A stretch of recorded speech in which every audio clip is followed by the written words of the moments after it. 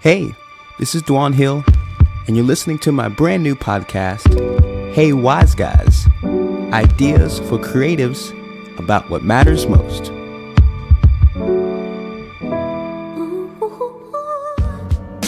Well, welcome back, everybody, to this final episode of Season 1, Choose Your Adventure.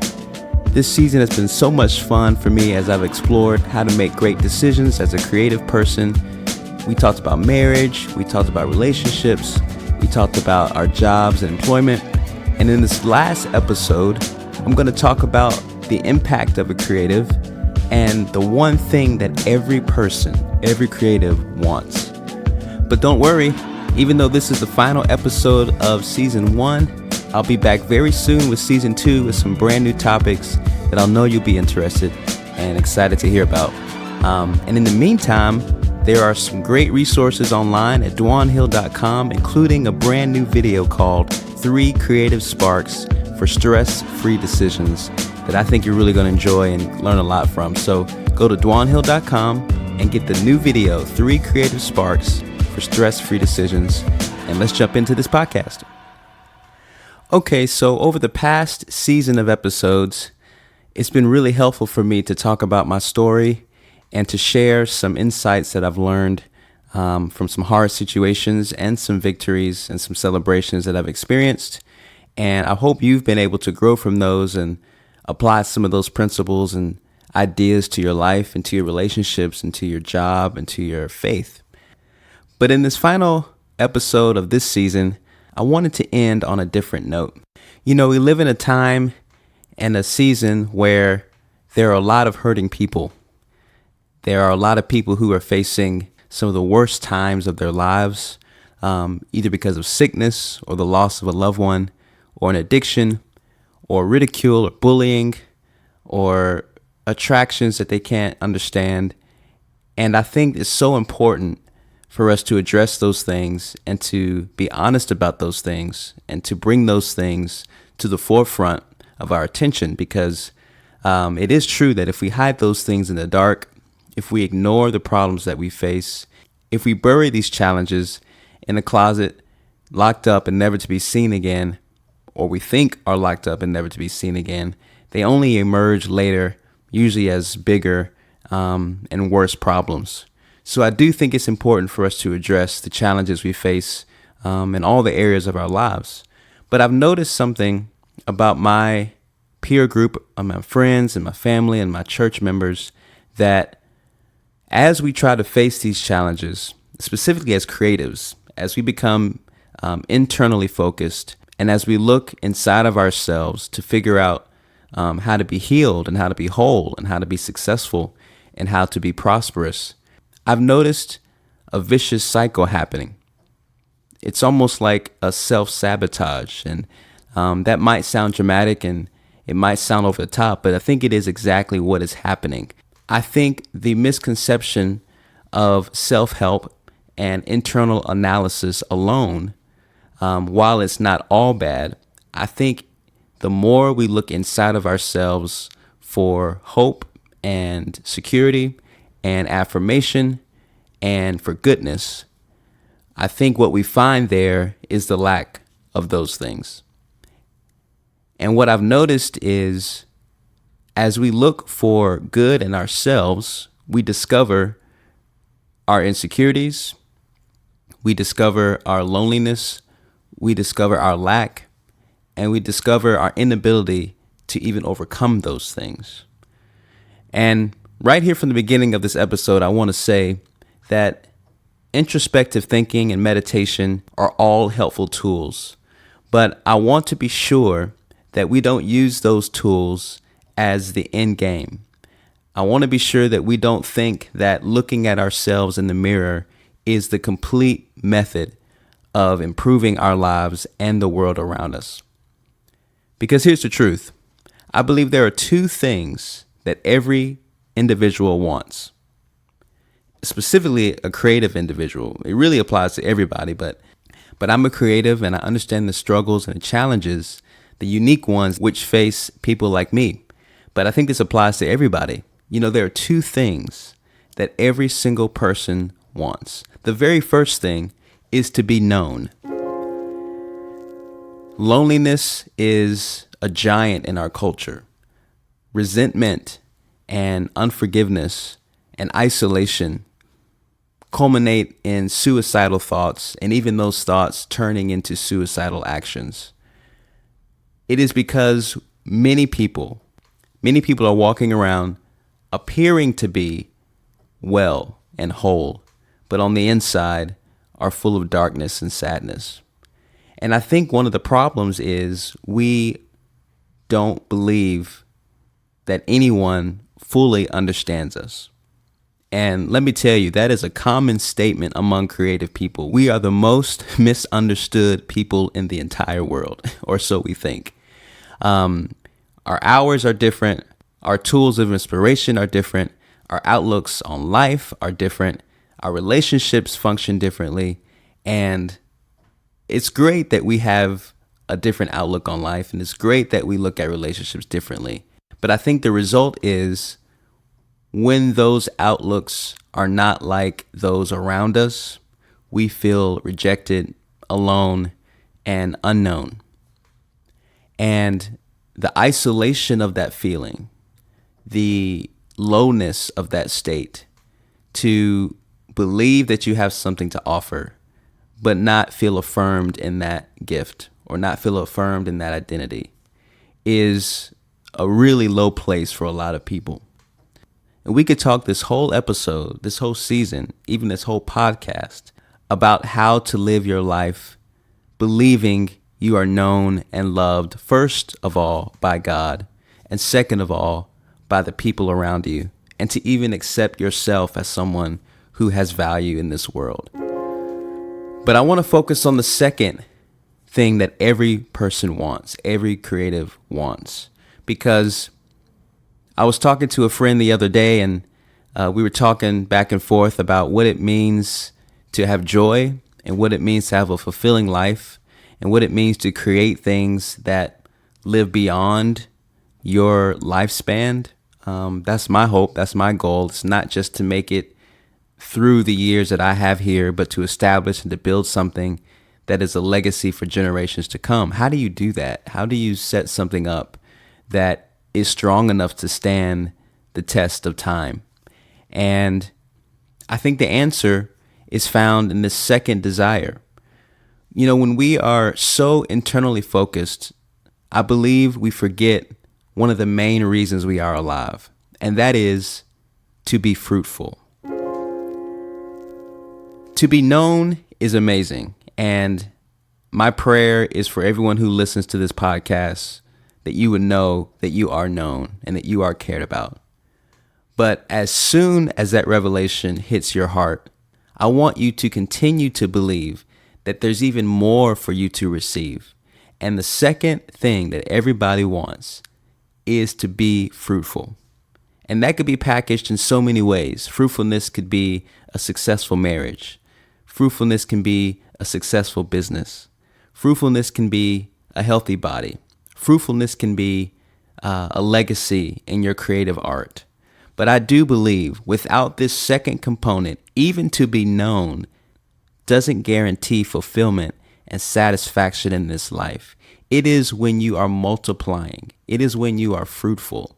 It is when you are leaving a legacy that you really tap into the fullness of what it means to be human. You know, in the Bible, in Scripture, we read from the very beginning that of all the things that God could have commissioned his creation, his people, humans to do, his commission was to be fruitful and to multiply.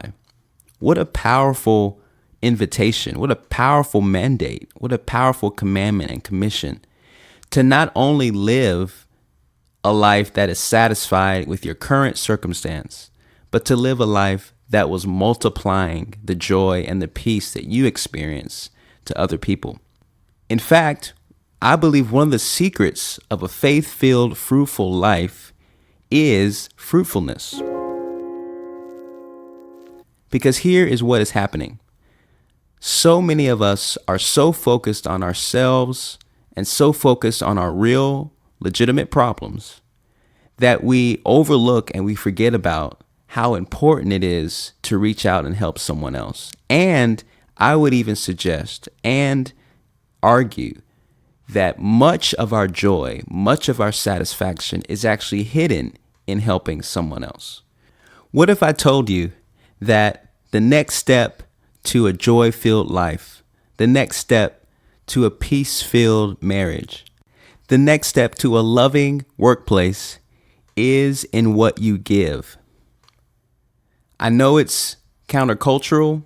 I know it goes against a lot of the advice that's happening today, which sounds a lot like focus on yourself, improve yourself, make yourself better, which I believe that is God's heart, is for us to be the best people that we can be. But I believe the secret of the Christian faith specifically is that we gain more ground more quickly the more we allow the love of God inside of us to flow out to other people. So let me say this again. Your greatest satisfaction will be witnessing someone else grow because of what God is doing inside of you. Your creativity, the inspiration that's flowing through you, could be the catalyst that brings someone else out of a dark, sad, depressed place. Your testimony of a healthy, loving marriage could be the catalyst that saves that young or old couple from ending their marriage.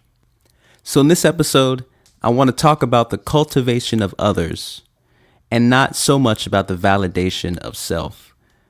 While I believe that validation is great and identifying your identity in Christ is the primary thing, I want to focus in this episode on what it looks like to build a garden in someone else. What does it look like to plant a seed of joy and hope and peace in someone else's life through your creativity? Because I believe that the impact and the purpose and the satisfaction that you're looking for will actually be found in how your creativity will be a blessing to someone else. So let's do this. First of all, I want to give you the secret to impactful creativity. And here it is. Connectivity is the secret of impactful creativity. I'll say that again. Connectivity is the secret to impactful creativity. And here's what I mean by that. Very few creatives write a song or paint a picture or plan an event hoping that no one sees it.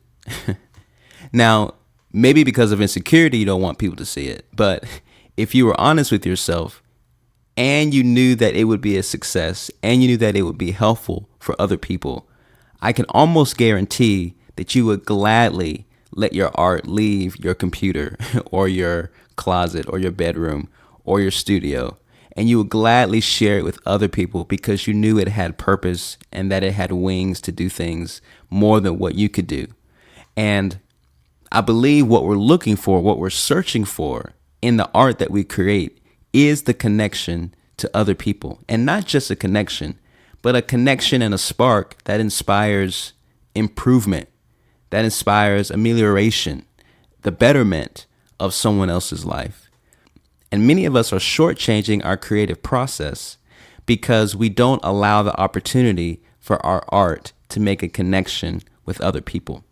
Again, maybe it's because we're insecure, maybe because we're afraid, maybe because we're not confident about the gifts and the creativity and the inspiration that we have. But let this episode be an encouragement to you that without connecting your art to other people, it's going to be very difficult for you to continue to be a creative person.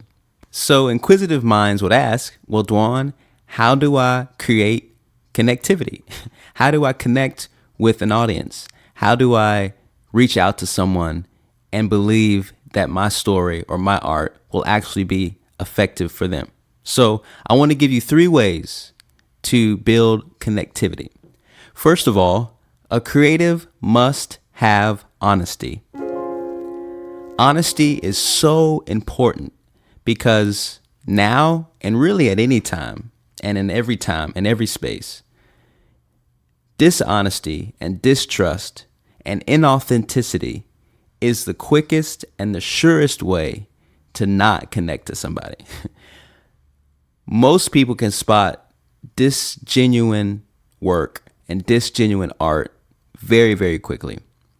We are sensitive to honesty, and we want to believe that the person that is talking to us, the person that is sharing information with us, the person that we open our hearts to is someone we can trust and someone that is honestly sharing from a true, authentic experience. And so make sure that no matter what art you participate in, you are participating from an honest place.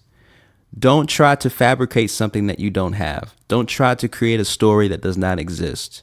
I guarantee you, if you are able to receive the revelation of being known, if you believe that God has given you an identity and a story and a creative gift, you can rest assured that your honest contribution to the world is exactly what we need. We don't need half of that contribution. We don't need a modified version of it. We need the honest, purified, faithful contribution of your creativity, because that is what people are longing to hear. Secondly, the creative must have clarity. It's one thing to be honest about what you're saying. It's another thing to be able to clearly communicate what you're saying. I can't tell you how many times I've been rooting for someone who is speaking or singing or playing an instrument or writing and believing that they are honest, believing that they have something to share, but being distracted and discouraged by their lack of clarity, either because they haven't prepared or there may be a lack of training that is inhibiting them from communicating the message that they want to share. It's really important that our inspiration doesn't outrun our communication. Isn't that true? Sometimes we're so inspired to say it that we are unable to communicate it. And it's so important that as you start to identify who you are and what you want to say, you also practice communicating that message in a way that can connect to people. Because no matter how passionate you are, if they're unable to understand your passion, if they're unable to hear your passion, they're going to be unable to receive what you have to say. And finally, every creative must have authority. I just heard this from a friend of mine, a new friend I just met last week, who is explaining the importance of authority, specifically in our conversation about leading worship at a church, but I believe it applies to any speaker or any creative or any work of art, that it's so important that we are sure and founded on authority. Even if you're honest, and even if you're clear in what you're saying, if you have clarity in your speech and clarity in your delivery, people still need to know that there's an authority behind what you say.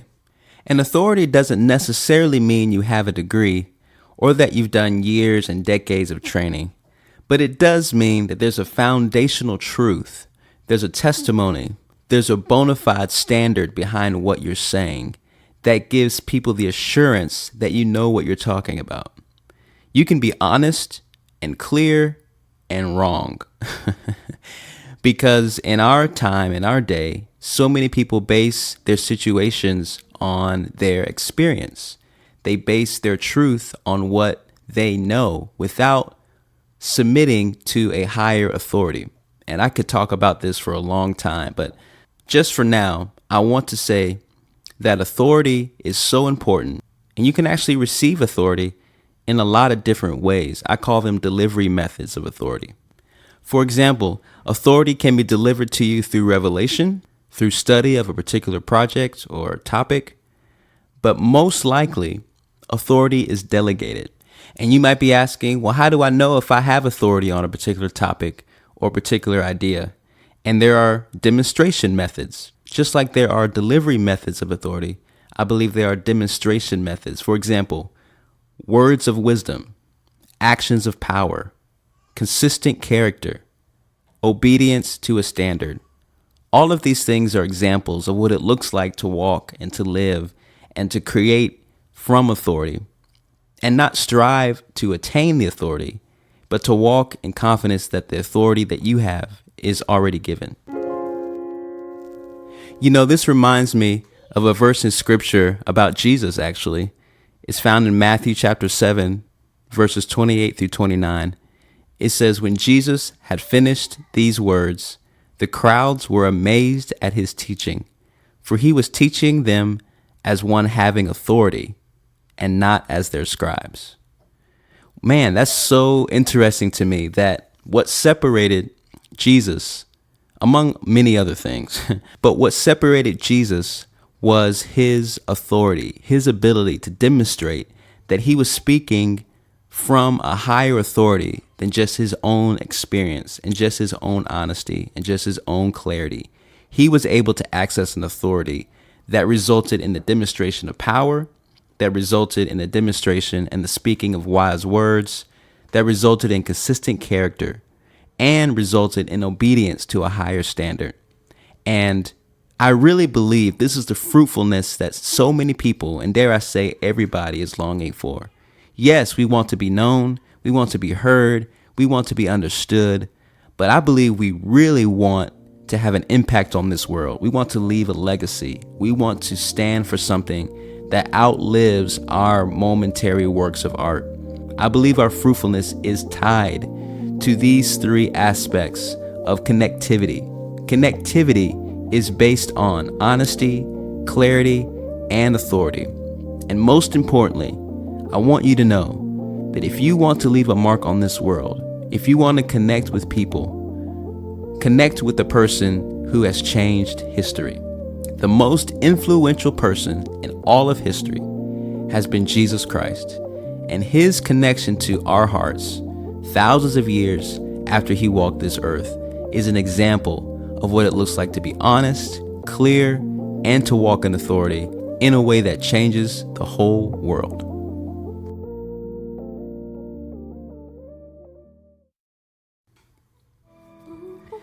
Well, I cannot believe we have completed the very first season of this podcast called Choose Your Adventure. This Hey Wise Guys podcast is for you. It's for all of us to learn and grow in our faith, in our relationships, and in our creativity, and to really dive into the ideas that matter the most. So, before you go, I want you to be sure that you visit dwanhill.com/creative, because there's a brand new video there called 3 Creative Sparks for Stress-Free Decisions. And it's a great way to digest some content while you wait for season 2. I guarantee season 2 is coming, but in the meantime, enjoy the resources over at dwanhill.com. And I'll see you guys next time. Bless you.